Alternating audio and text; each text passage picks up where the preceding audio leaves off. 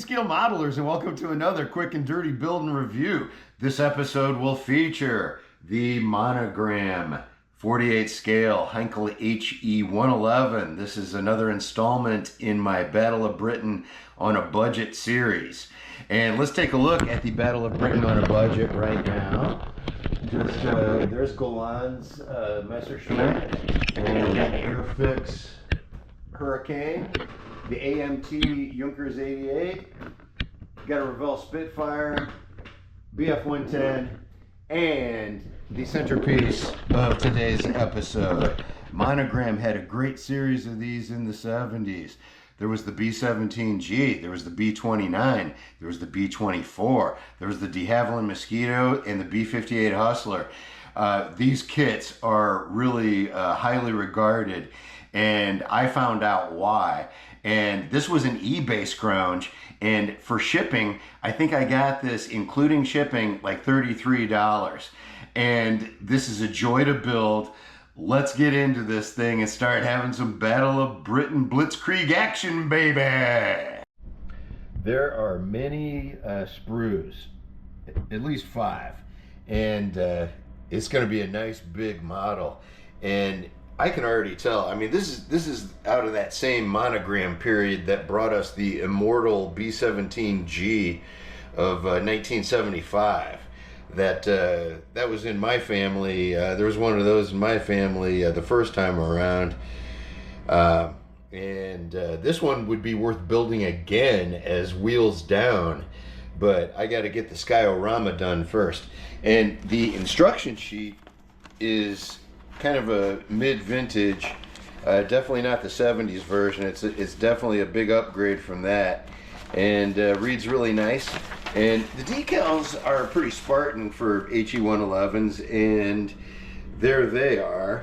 And I'm really excited about this kit.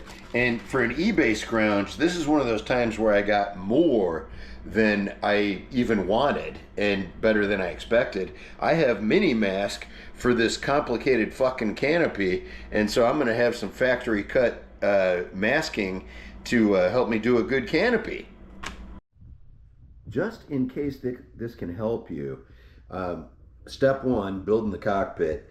I am using evergreen thick white canopy glue, and those flying parts that you have where the control stick is up off the floor, I'm using folded little pieces of paper to prop those parts up, and I was wondering if that might be able to help you just as an improvised cheap technique with your builds, because sometimes you forget the easy, cheap, simple things. My Monogram Heinkel 111 build, this is just another version of the same old rattle can blues. I had 2 near empty cans of flat white paint and primer, gloss black paint and primer, and after I hit these with flat aluminum with the airbrush, I will re-pencil the wings just because I'm trying to get better at shading.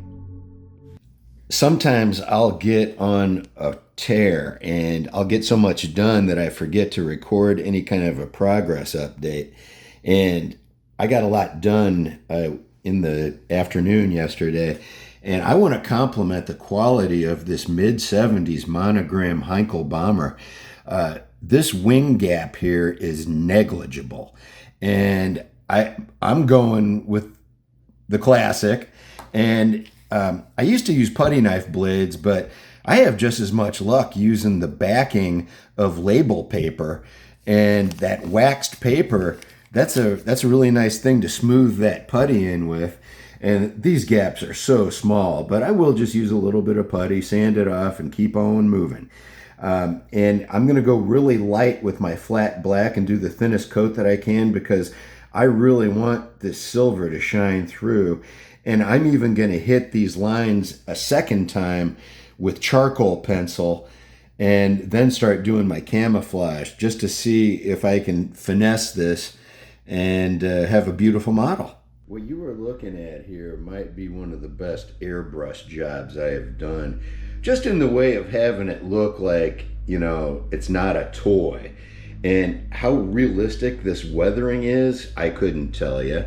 but I really love the way that the silver is still there, even though you've got the black, and that dark green came out really nice. I looked up RLM 70 on the internet, and this was just my own Dead Reckoning paint mix using Tamiya colors.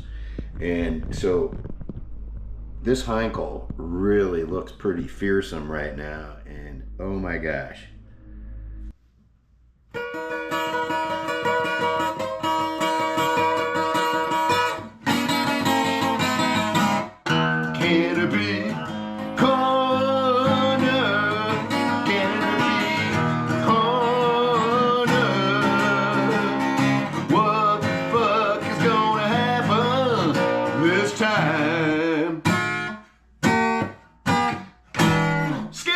Excitement!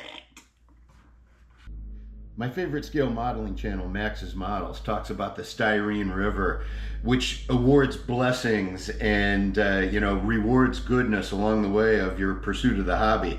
Getting this masking kit for a Heinkel 111, this is the canopy to end all fucking canopies, and this came as part of an already very affordable eBay deal. And so the Styrene River has blessed me, and I now must honor this blessing by doing a good job on this Heinkel canopy. Let's get going. Take a look at the Monty X mini mask on the gunner canopy right there. Look at that. And the thing is, I just wanted to record a clip so you could see in relief what these cuts look like. And if you built a Monogram Heinkel 111 and you got a sharp looking canopy and you were able to make cuts like this, boy, are you an artist. Look at what you got to do to get this thing looking good. And just having a factory cut masking set is really a lot of fun. So I want to do this again in the future. All right, ready for the moment of truth. And I got to tell you, my bench time of getting this mask job done, and this is the trickiest canopy possibly of them all.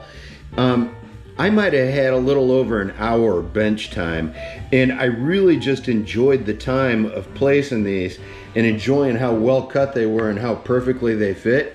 So I would have had probably 2 or 3 days of cut time working on this on my own, and I really would have had fun doing that too, because I think it's almost a separate art form from building the model. But I want to do this again, and I do plan on building more of the 70s Monogram bombers, and I am going to do aftermarket decals again because this Heinkel 111 was so good. Okay, I've got this lined up for the paint shot, and what I'm going to be doing this with is high flow golden acrylics, and I got this at Dick Blick Art Supplies, which has a great website as well, but they have a store in downtown Evanston, so it's always fun to be able to run over there as a backup. I usually have Hobby Link shipped to me, but I just hopped on my bike and went and got some carbon black, and this is the canopy of all canopies. It's kind of like the Apollo launch. You might want to have a camera running. I am super happy with how my layered airbrush approach worked out using the flat aluminum base, and I went as light as my airbrush would let me go with golden carbon black over the top of the silver, and then I did my own Dead Reckoning Tamiya mix of flat aluminum, dark green, and some black to get that black green RLM 70 over the top. And I give myself an A for the top side, and I'd give myself kind of a B- on the bottom side because I got on too heavy with the black. There's not enough of that sky blue popping through, and there's only minimal silver, so I was a little heavy-handed on the bottom side. And the bottom is really what I'm going to be seeing the most of from the diorama view. Canopy corner, canopy corner. What the fuck is gonna happen this time?